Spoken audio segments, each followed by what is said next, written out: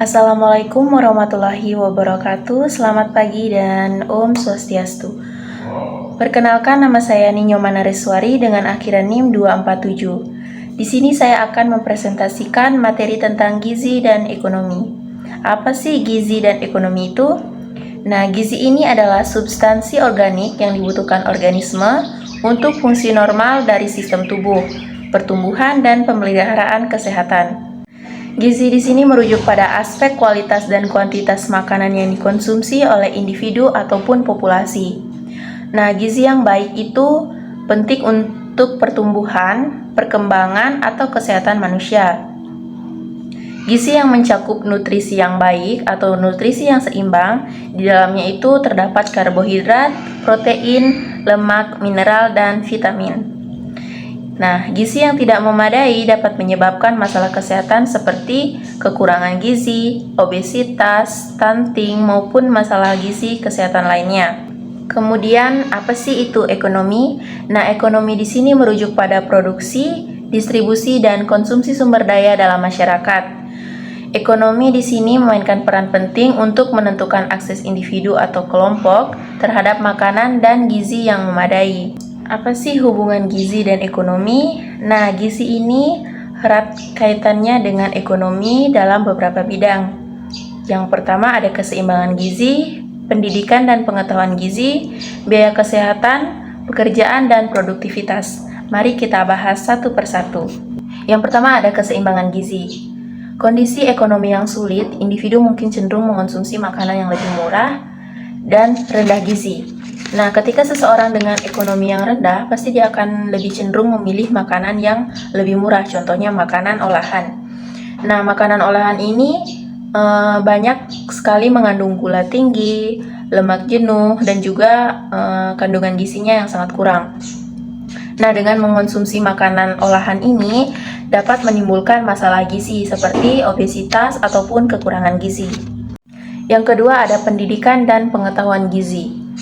Ekonomi dapat mempengaruhi akses individu terhadap pengetahuan tentang gizi, bagaimana cara mereka untuk memilih makanan yang sehat dan juga bergizi. Itu semua tergantung pada pengetahuan ataupun pendidikan yang mereka miliki untuk memilah atau memilih makanan yang sehat dan bergizi. Kemudian yang ketiga ada biaya kesehatan. Kondisi gizi yang buruk dapat menyebabkan masalah kesehatan dalam jangka waktu yang cukup lama dan memerlukan perawatan medis yang mahal. Nah, ketika seseorang mengalami gizi buruk atau masalah kesehatan, pasti itu akan memerlukan beban finansial bagi individu ataupun keluarganya, apalagi dengan mereka yang memiliki akses pelayanan kesehatan yang tidak memadai. Keempat ada pekerjaan dan produktivitas. Seseorang dengan gizi yang buruk dapat mempengaruhi produktivitas kerja mereka dan juga kesejahteraan secara keseluruhan.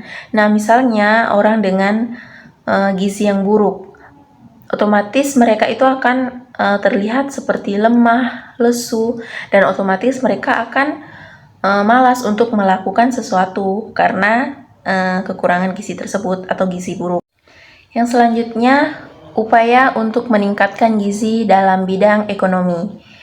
Yang pertama ada program bantuan pangan, yang kedua ada peningkatan aksesibilitas pangan bergizi, yang ketiga ada pemberdayaan ekonomi lokal, dan yang keempat ada pendidikan gizi. Mari kita bahas satu persatu. Yang pertama ada program bantuan pangan. Nah, di sini pemerintah ini dapat memberikan bantuan pangan kepada masyarakat yang kurang mampu seperti subsidi pangan, kartu sembako, atau program pangan nasional lainnya. Yang kedua ada peningkatan aksesibilitas pangan bergizi. Di sini pemerintah dapat memastikan bahwa pangan bergizi ini mudah diakses oleh masyarakat yang kurang mampu dengan biaya atau harga yang terjangkau sesuai dengan kebutuhannya mereka, dengan cara memberikan kebijakan seperti pengembangan infrastruktur pasar, subsidi untuk produsen makanan yang sehat dan bergizi. Pemberdayaan ekonomi lokal. Pemberdayaan ekonomi lokal ini bagaimana cara kita untuk mendorong pengembangan usaha kecil ataupun usaha menengah di sektor pangan yang dapat meningkatkan pendapatan masyarakat dan juga akses mereka terhadap makanan bergizi. Ada pendidikan gizi. Nah, pendidikan gizi di sini memberikan pendidikan atau informasi kepada masyarakat yang pengetahuannya kurang tentang gizi, bagaimana itu pentingnya gizi dan juga makanan yang sehat, dan bagaimana cara memberitahu mereka cara memilih makanan yang tepat dan juga bergizi dengan anggaran mereka yang terbatas. Yang selanjutnya, dampak kekurangan gizi terhadap ekonomi. Kekurangan gizi ini dapat memiliki dampak yang sangat serius terhadap perkembangan ekonomi di sebuah negara.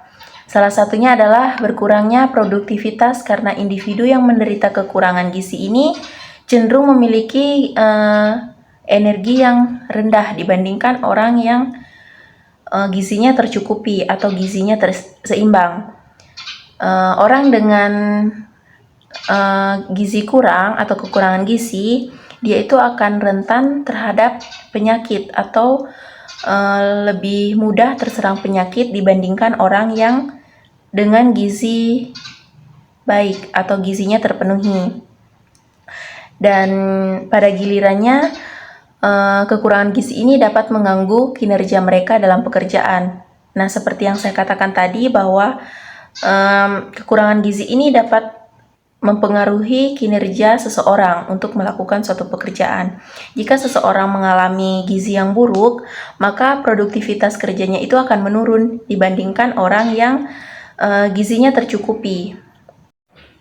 Sekian presentasi dari saya. Apabila ada salah kata, mohon dimaafkan. Saya akhiri dengan wassalamualaikum warahmatullahi wabarakatuh. Selamat pagi dan Om Santi Santi Santi Om.